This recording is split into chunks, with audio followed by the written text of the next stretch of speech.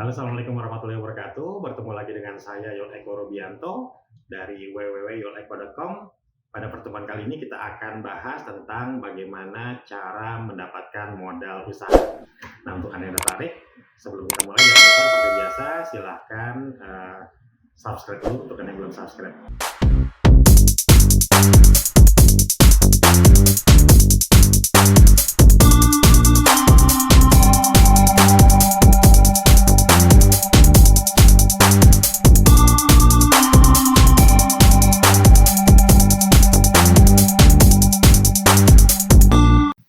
Oke, teman-teman sekalian, modal merupakan salah satu faktor penting ya pada saat kita ingin membangun atau menjalankan sebuah usaha.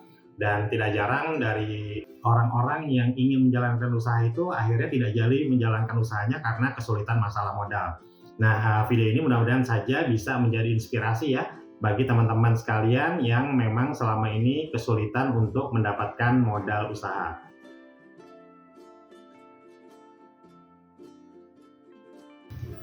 Saya sendiri membagi sumber modal usaha itu menjadi 3, yaitu diri sendiri, orang lain, dan lembaga keuangan. Kita akan bahas satu persatu ya. Yang pertama adalah diri sendiri. Sebelumnya saya ingin ingatkan dulu ya ke teman-teman ya, bahwa yang namanya modal usaha itu tidak harus selalu uang. Yang namanya modal usaha itu bisa berupa keahlian, waktu luang, tenaga, barang yang kita miliki, relasi, dan tentu saja uang yang kita miliki. Jadi itu semua adalah modal usaha yang utama dan harus kita optimalkan. Selanjutnya adalah modal yang berasal dari orang lain. Ini biasanya ya berasal dari teman, kerabat, dan relasi yang kita miliki ya. Tapi untuk soal modal ini saya perlu ingatkan ke teman-teman semua ya. Jangan sampai hal itu justru membuat kita kehilangan persahabatan apalagi kekeluargaan yang kita miliki. Nah, jika hal itu berkaitan dengan modal yang berupa uang, saran saya adalah jangan alokasikan modal itu untuk hal-hal yang sifatnya perencanaan. Misalnya kadang-kadang kita kan gini ya, saya mau bikin usaha gorengan, kalau nggak ada gerobak itu kayaknya nggak bisa jalan. Maka jangan gunakan modal itu untuk membangun gerobak. Jangan gunakan untuk seperti itu ya. Jangan gunakan untuk yang sifatnya itu perencanaan awal. Misalnya kita berpikir, ini kalau nggak ada kantor kita nggak bisa nih ngundang klien gitu ya. Maka jangan gunakan modal yang berasal dari teman atau kerabat itu untuk seperti itu.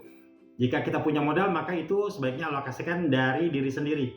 Kenapa? Karena biasanya kita yang baru menjalankan usaha itu ya, di atas kertas kita kira-kira memang usaha ini berjalan lancar, tapi usaha itu belum teruji. Di lapangan itu baru ketahuan bahwa usaha itu bisa jalan atau enggak. Dan kebanyakan dari usaha itu ternyata mengalami pasang surut ya di awal. Dan jika modal itu berasal dari teman atau kerabat, beberapa itu akhirnya tidak bisa mengembalikan, dan itu sangat disayangkan yang berakibat akhirnya buruk pada hubungan kekerabatan atau pertemanan. Lalu kapan kita bisa mengambil modal dari teman atau kerabat kita? Pada saat order masuk. Ya, saya sarankan jika kita mengambil modal dari teman atau kerabat yang berupa uang, maka lakukanlah pada saat order masuk. Misalnya saja kita usaha catering, optimalkan dulu modal yang ada pada diri kita. Maksimalkan, misalnya kalau kita belum bisa buka dapur ya kita optimalkan di mencari klien dulu. Kita bisa promosi dulu, buat paket-paket makanan, tawarkan ke klien.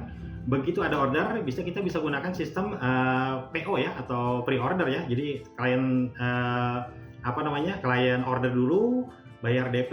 Misalnya kita dapat misalnya catering ya, kita kasih contoh catering saja yang mudah. Misalnya dapat order 100 porsi, lalu klien DP 50%. Misalnya dari 10 juta, klien DP 5 juta, tapi ternyata modal kita untuk menyediakan atau menjalankan order tersebut itu butuh 7 juta, berarti kan kurang 2 juta. Nah, 2 juta ini baru kita boleh menghubungi rekan atau kerabat kita ya. Karena apa? Karena kita yakin nanti kita akan dibayar 10 juta, artinya kita akan mampu untuk mengembalikannya. Jadi seperti itu, pastikan dulu kalau kita menggunakan dana dari teman atau kerabat itu pastikan itu sudah pasti ada ordernya, sudah pasti kita bisa mengembalikan. Agar apa? Agar nanti berikutnya kita tidak kehilangan hubungan dari pertemanan dan kekerabatan yang kita miliki, karena itu jauh lebih berharga. Sumber modal kita yang berikutnya adalah lembaga keuangan ya, baik bank maupun bukan bank. Nah, untuk sumber modal yang ketiga ini karena lembaga resmi, maka biasanya persyaratan yang diminta pun memiliki prosedur tersendiri ya. Biasanya itu yang pertama diminta, usaha kita itu tentu harus memiliki legalitas dulu. Jadi kalau teman-teman menjalankan usaha, nanti berniat membuka relasi dengan lembaga keuangan baik bank maupun bukan bank, maka dari awal teman-teman sebaiknya membuat legalitas usaha ya, baik itu usaha perorangan, CV, PT, atau sejenisnya. Bank itu memang memiliki ketentuan ya, jadi yang bisa berpartner itu memang lembaga-lembaga yang memang secara legalitas itu resmi ya, atau diakui oleh negara seperti itu. Yang kedua adalah teman-teman harus memiliki laporan keuangan. Nah, ini yang penting ya, karena kita kadang-kadang suka meremehkan laporan keuangan. Jadi bank itu atau lembaga keuangan itu harus memastikan kita bisa mengembalikan ya, bisa mengembalikan. Jadi misalnya saja kita ingin pinjam 100 juta atau menggunakan modal 100 juta dengan pengembalian 3 juta per bulan, maka kita harus bisa menunjukkan bahwa kita memiliki penghasilan itu 10 juta per bulan ya, atau sepertiga dari cicilan yang kita rencanakan. Nah, dari mana kita menunjukkannya? Tentu dari laporan keuangan. Jadi teman-teman harus merapikan dulu nih laporan keuangannya kalau memang nanti teman-teman ke depan berencana ingin mengambil modal dari lembaga keuangan. Kenapa demikian? Karena memang lembaga keuangan itu harus bisa memastikan ya bahwa nanti investasi atau pinjaman yang diberikan kepada kita itu bisa kembali. Ditunjukkannya dengan apa? Ditunjukkannya dengan laporan keuangan. Yang ketiga, biasanya kita itu diminta jaminan ya. Jadi sekalipun kita sudah punya kemampuan, bank itu tidak mau mengambil resiko, atau lembaga keuangan yang resmi itu biasanya tidak mau mengambil resiko. Dia tetap harus kita harus menyediakan jaminan tentu dari barang-barang berharga yang kita miliki. Jadi memang kita juga disarankan untuk memiliki aset ya, baik berupa tanah, mobil atau perhiasan atau logam mulia seperti itu. Sehingga jika suatu saat dibutuhkan itu kita bisa jadikan untuk jaminan. Atau juga ada beberapa bank atau lembaga keuangan itu yang bisa menunjukkan SPK ya, atau surat kontrak kerja yang untuk membuktikan bahwa memang kita punya proyek nih, kita punya proyek yang sudah ada yang bakal bayar kalau proyek ini selesai, sehingga bisa dijamin bahwa nanti kita akan mampu mengembalikan investasi atau pinjaman yang kita sudah ambil seperti itu. Nah, untuk masalah legalitas dan laporan keuangan, teman-teman bisa pelajari di www.yoleko.com ya.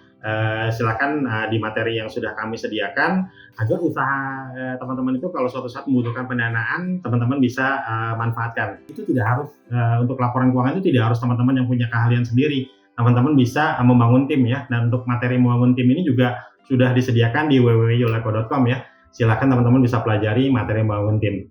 Oke, itu saja mungkin pertemuan kita kali ini tentang bagaimana cara mendapatkan modal usaha. Semoga bermanfaat, dan seperti biasa untuk Anda yang belum subscribe silahkan subscribe dulu. Untuk Anda yang belum bergabung di www.yoleko.com silahkan bergabung. Terima kasih banyak sudah menyaksikan video ini. Sukses selalu buat Anda semua. Assalamualaikum warahmatullahi wabarakatuh.